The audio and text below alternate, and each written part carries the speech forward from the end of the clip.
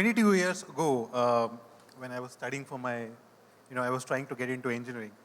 First time it was, when I heard about the place Kota, okay, and that, people can go there, people can stay there for 2 years, crack their 11th and 12th, and then become engineers. And when I saw Kota factory, you know, it was something, that my life could have been like that, okay? Because had I been there at that place, probably I would have, dealt my life in a very different way, I would have become an engineer, would have not become an engineer, that's a different thing.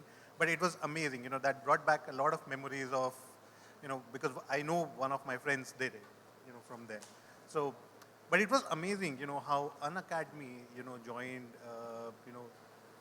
Kota factory, and, you know, it positioned itself as an enabler for IIT aspirants. So let me begin with that, Karan.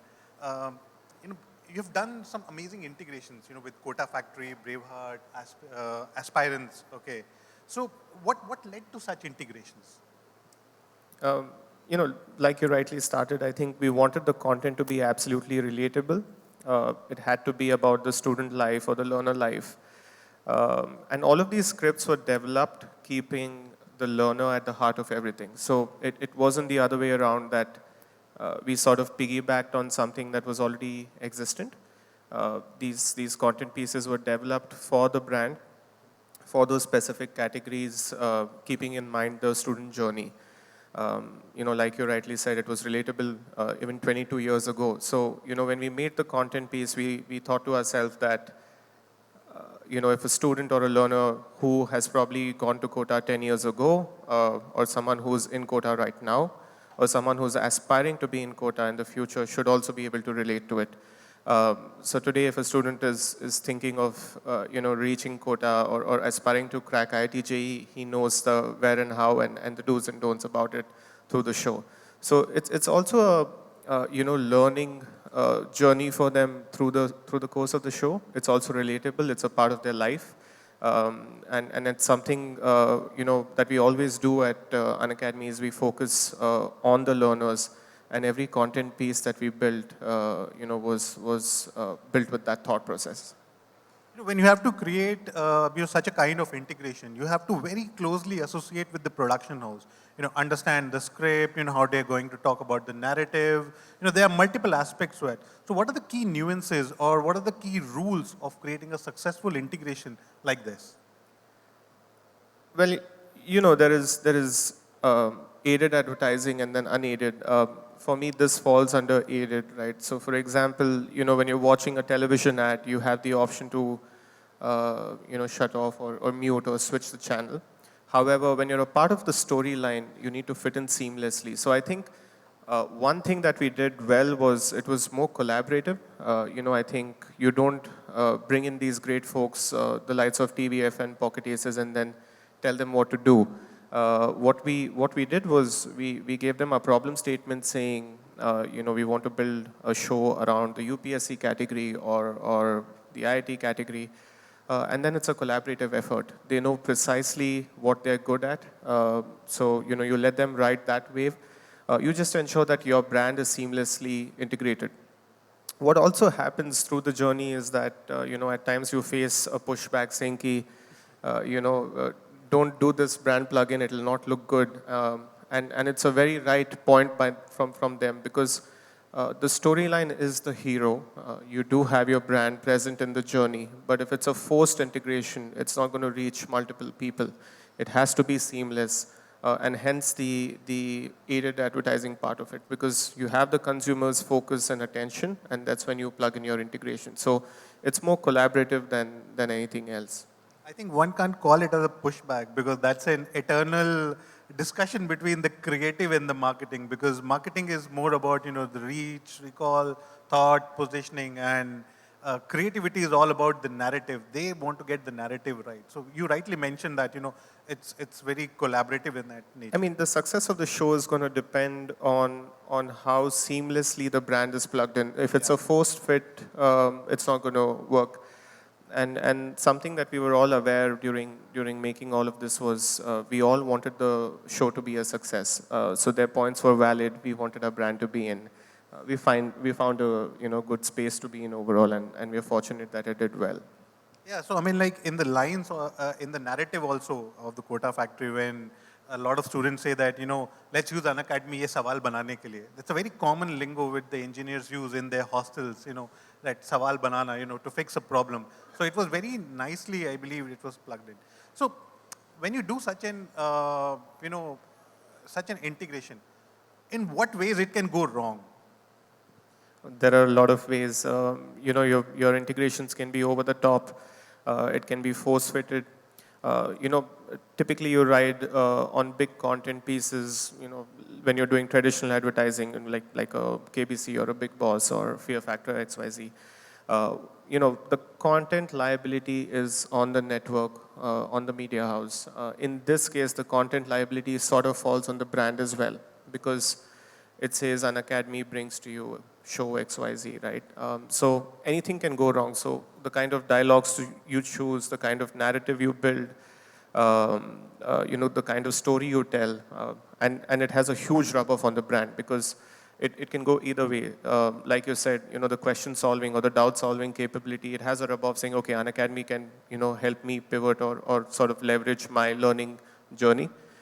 The other side of it could also be like, ki, ye kya bana diya, so the content liability sort of falls on you in a huge, huge way, and you have to be really cognizant of that fact. Another thing is it's a high risk, high reward game. When you're riding on popular properties, it's going to reach the people.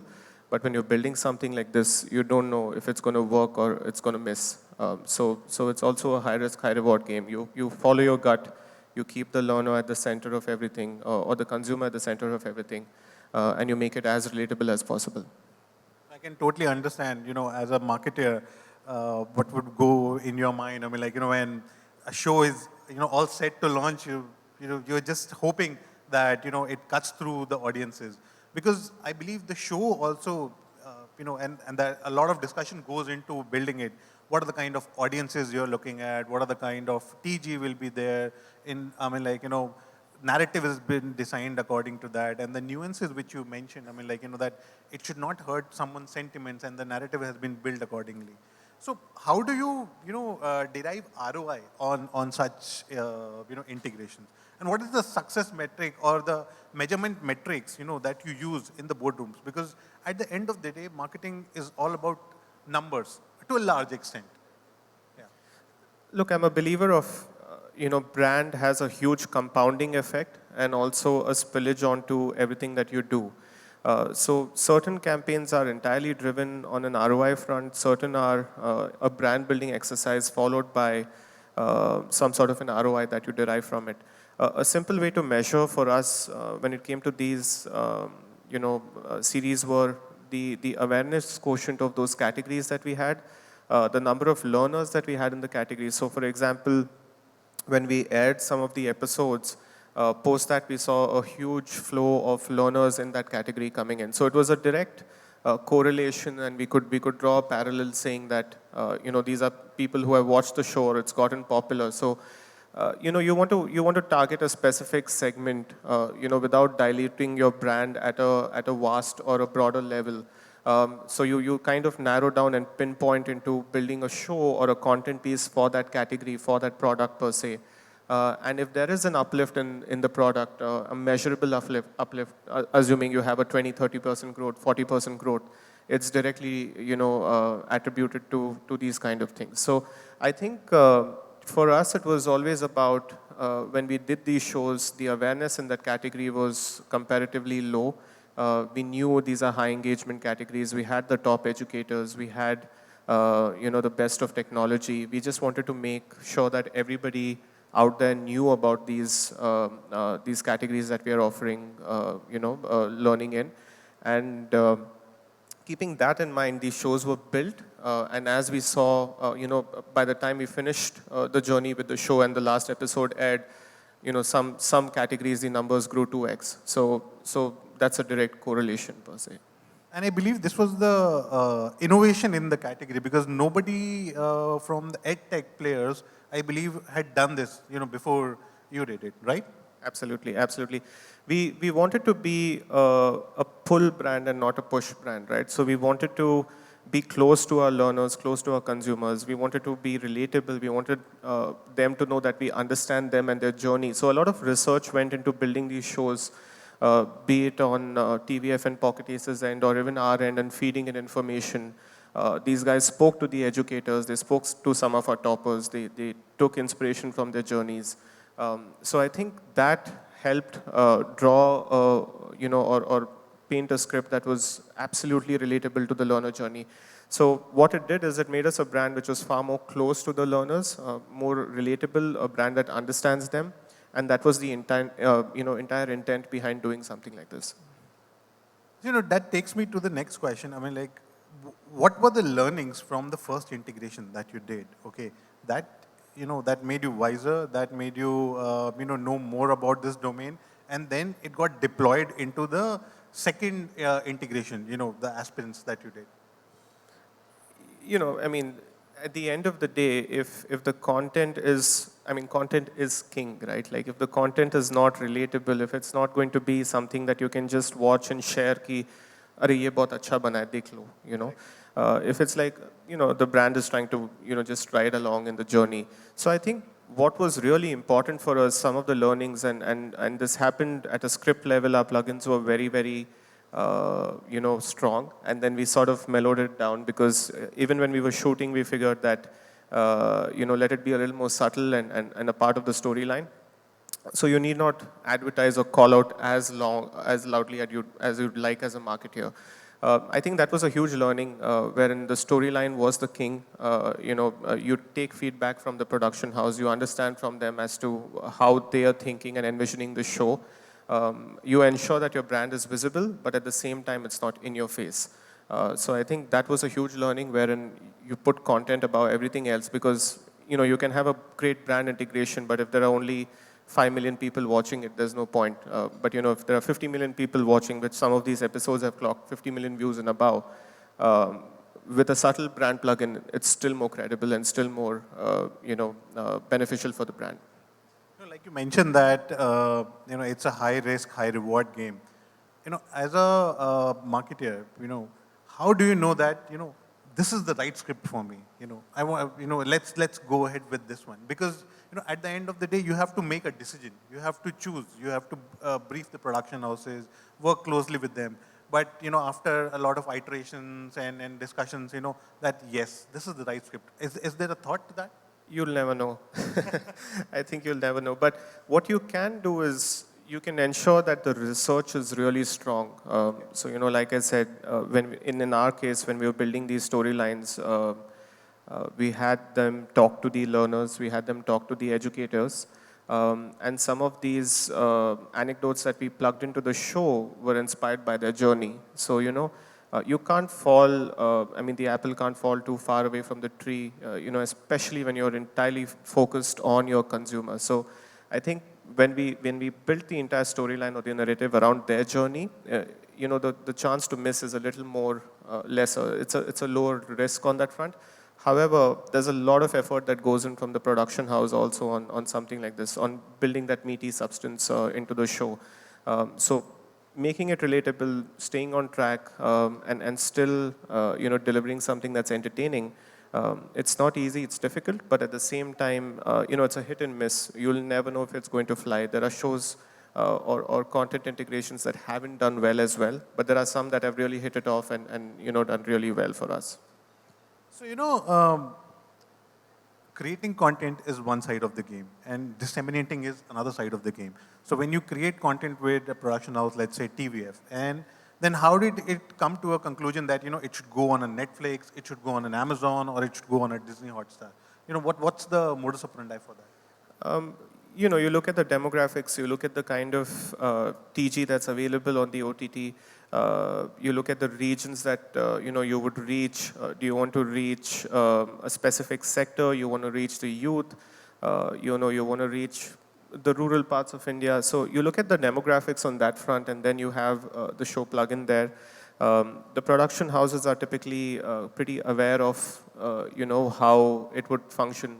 For example, a specific show would do really well on OTT A, but a specific show would do really well on OTT-B, right? So they know precisely, how to plug it in. As a brand, you look at the demographics, whether it fits into your TG, it's something that you would see your learners on as a platform, and then you sort of do the partnership. A lot of data comes back at the end of it, where you know what kind of people have watched it, what part of the country are they watching it from, what is the stickiness to the show, what's the age group of the TG, XYZ. So I think all of that helps you make a more informed decision the next time as well. We are running out of the time, but there's one last question that I have for you is that, are there any learnings that you want to share, how production houses and brand managers can collaborate to create, the successful integrations like you have created? Because there's a lot of learning in that. There's a lot of, to and fro discussions that happen on that. Some projects take off, some projects don't take off. At the end of the day, every brand manager wants the right output to come in. And the production house, does not like to compromise on the narrative. So, how to maintain that equilibrium, and are there any learnings that you want to share with audiences? I think the simple way that we always functioned, I think relationships matter a lot, but at the end of it, one thing that the brand manager or a marketer needs to be aware of is that the production house also has their reputation and a lot riding on it. They also want the show to be successful, and that should be the end goal. So as long as, the end goal is clear that, okay, look, we want to make this among the top shows in the country, every decision that you take should be in that direction. So if it means stepping back a little on your brand plugin, but if it's going to benefit the show and make it more successful, then I would say take that call, take that risk. You can plug it in as a call out at the end, or you can plug it in a different episode or in a different way where it seamlessly fits in. But take their judgment for it, because at the end of the day, if the show is not successful, if content is not king, it's not going to do well. Great, great. So those were some really great insights, Karan, how, we can create those great integrations, which, at the end of the day, it has to resonate with the audiences. If it's resonating with the audiences, then it automatically turns into viral, which turns into, case studies. Thank you very much, Karan, for sharing those insights. And I believe everyone in the audiences would go home, a notch wiser. Thank you very much for Thank you, that. Devesh.